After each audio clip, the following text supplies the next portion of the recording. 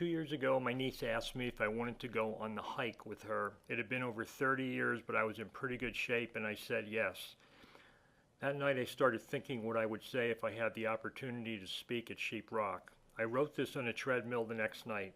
The original draft was 2 hours long, and it involved medevac helicopters due to the frostbite. Figured I better pare it down somewhat. When Dale Leck asked me about talking about my grandfather in Macungie, I was honored, and I still am. So on behalf of my mother Carol, my Aunt Nancy, my younger Aunt Sylvia, my brother Doug, sister Kathy, and cousins Lisa and David, and my wife Shirley, it is a privilege and an honor to be here today. My grandfather did a lot of volunteering for the community and especially for Macungie Park. Being a volunteer has many rewards, and I hope everyone here can become one. So, my grandfather, William A. Shoemaker. He was born in 1897 in Long Swamp Township on the same ridge we're on right now, South Mountain. If you head south from here, you would come to the log cabin where he was born. He was the founder of the Sheeprock Trek in 1929 by the Young People's Council of Solomon's Church. He was the first Scoutmaster 1922 to 1924. The troop was disbanded, but it was reformed in 1928 as Troop 71 and has been continuous for 87 years. But for the rest of the story, let's go to Sheeprock. He was a member of Solomon's Church and taught Sunday school for 35 years, founding member and first president of Macungie Memorial Park Association, member of Macungie Planning Commission and Lehigh County Vocational Technical School Committee, founding director and first secretary-treasurer of East Penn School District, and the Shoemaker School, as you probably know, is named after him down in Macungie. He was a state legislator in Harrisburg from 1937 to 1939, a graduate of Kutztown College, and a school teacher. A World War I veteran, he served in the cavalry as a corporal, and he was married to my grandmother Rachel, died in 1969 at the age of 72. And Bill, as most people who knew him would say, was just a good guy and a volunteer. And, you know, that's really special. Everybody that knew him loved him. The first hike, 1929. That's 87 years ago. And for the record, I was not on that hike. I did help lead the hike in the early 60s. And it's funny you should talk about preparing the trail, which was very well done.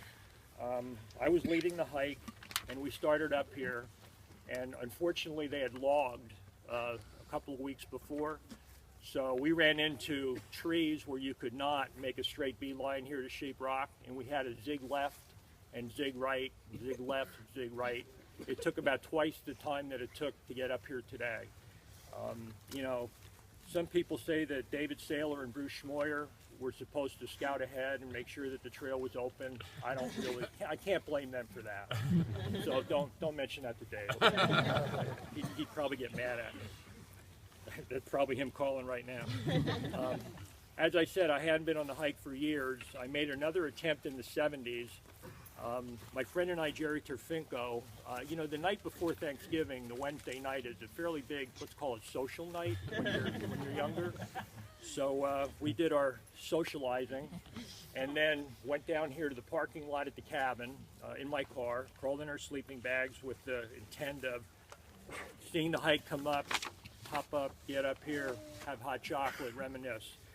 The next thing I know, there's a knock on my car window, and I rolled down the window. Do you ever hear those? Rolled down the window, and there's one of my oldest friends from kindergarten that I'd grown up with, Jerry Fritz, telling me, "What are you doing here?" And I said, "We're here for the hike." And he said, "The hike's over."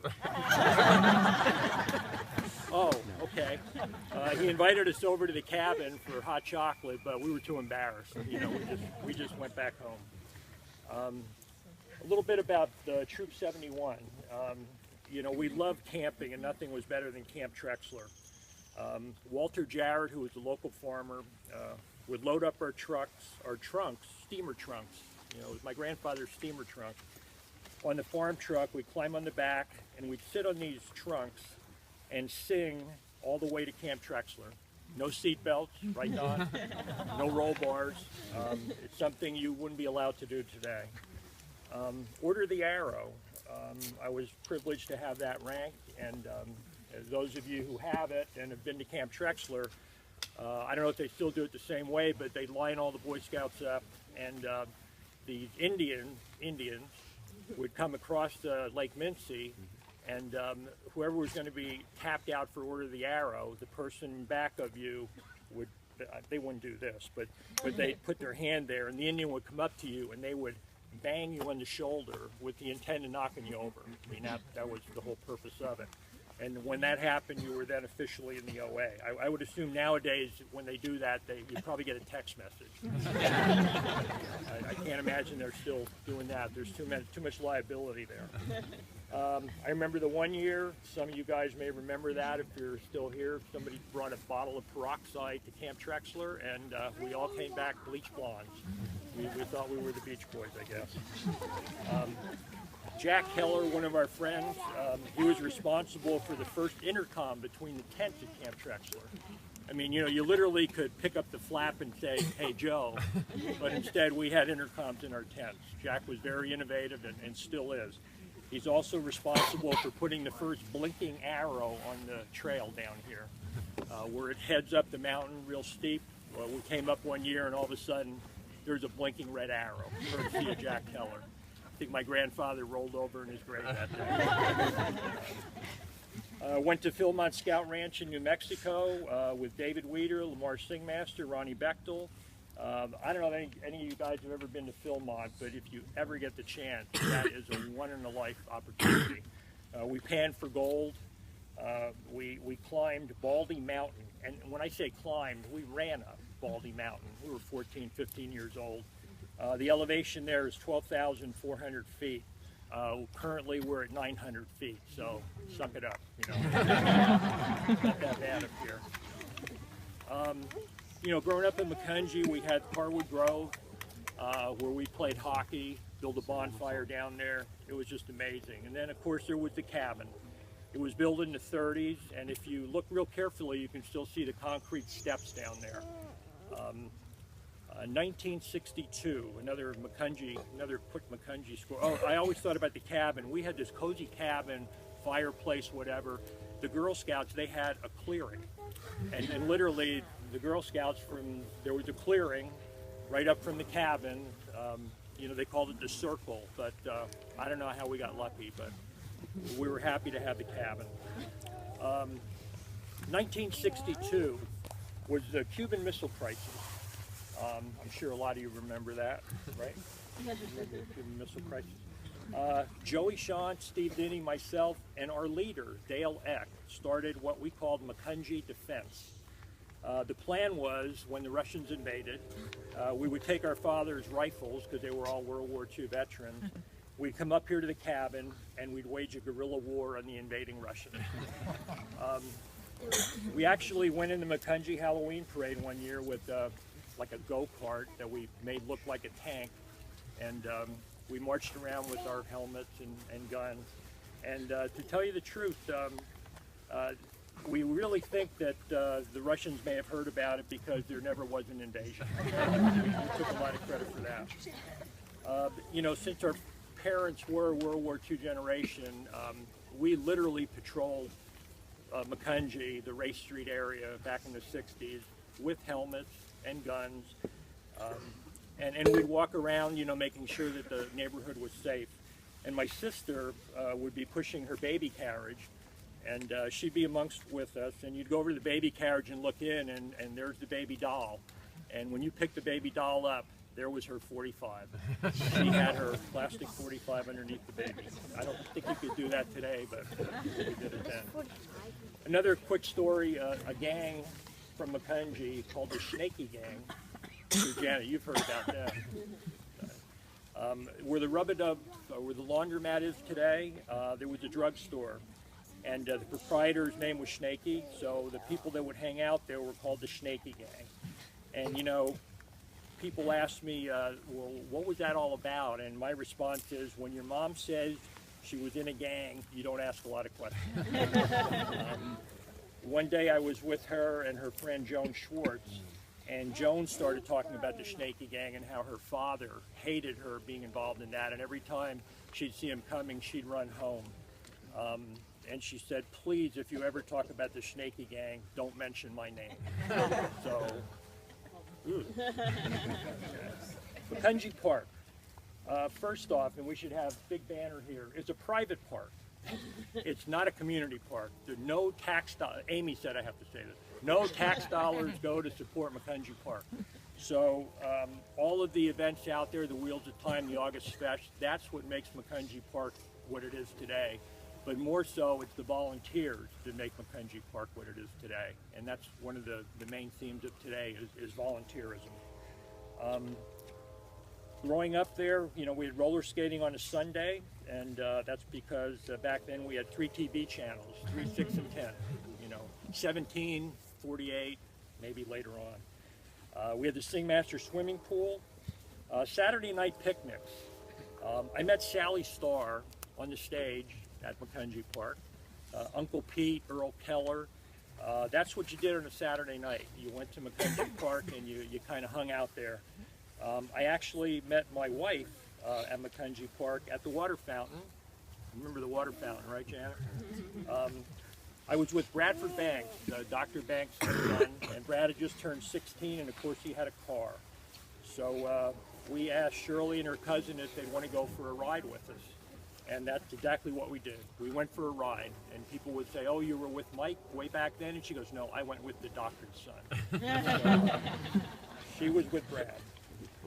We had the Iron Horse Ramble, which was a steam engine that would come into the train station, and the tourists from, I don't know, Allentown, wherever they came from, would get off, and the Macungie band would lead them through Lehigh Street in the back of the park to have chicken pies in the Memorial Hall building, and that was a big deal. That was before the Fest, and after that was farm days with a lot of farm equipment. The August Fest, I'm calling it the largest antique and plastic car show in the world. Make a note of that, please. I did some research on it, and it probably is. It's 52 years old, and I've been there every year, which is really special. I had to be. It's not like I wanted to be. My grandfather made me be there every year. But we do need volunteers and new ideas, so anybody that's interested in helping with the Fest, please see me later. Park volunteers. My grandfather, Bill Shoemaker, my grandmother, Rachel. Some of you remember Fred Oberholzer. He was like the cop of the park. You got out of line, Fred would put you in your place. George Radler, who's responsible for the wonderful grass in the park. He was a greenskeeper at Brookside Country Club. And one of my favorite people, Tudiak, Russell Tudiak, Dale Eck's father. Just a real good guy, character, borough worker, and he worked with the Scouts also. Then you have Bob Young. I can't say enough good things about Bob Young. When I told him I was going to mention him, he said, please don't bring up my name. But you know, I have to, because he was my scout leader. He was a past park president, Lehigh County judge, and he presided over my first marriage at Lockridge Park in Albertus. It didn't work out, but technically it wasn't his fault. He did the best that he could. There's so many other people I can name and help make Macungie Park what it is today, but you know how dangerous that is. I'm going to miss somebody. So I'll just talk about a couple of people quickly that I really do miss, dear friends of mine. Mark and Rahan Weeder, killed tragically in a car accident.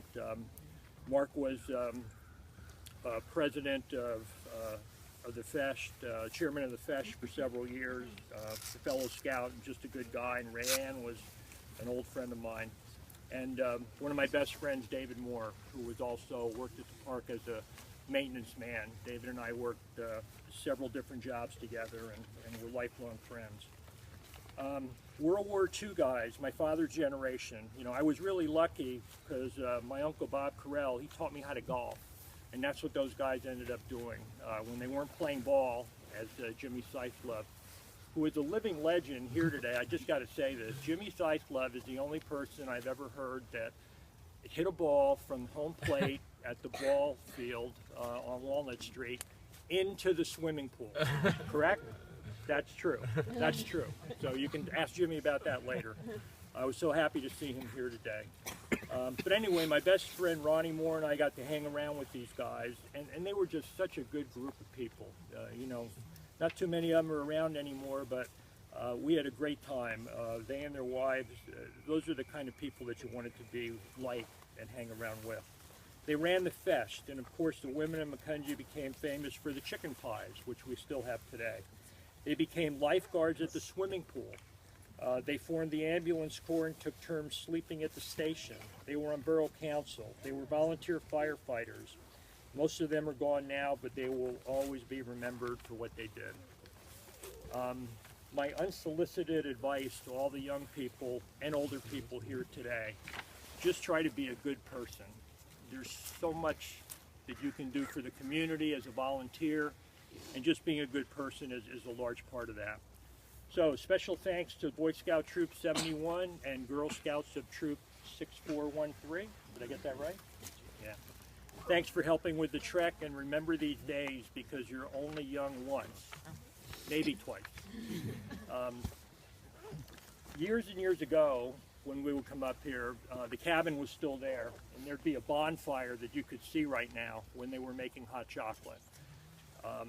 And because we were younger and we didn't want to get held up going down the trail in back of a lot of old people, a lot of us would just make a beeline directly for that bonfire down there.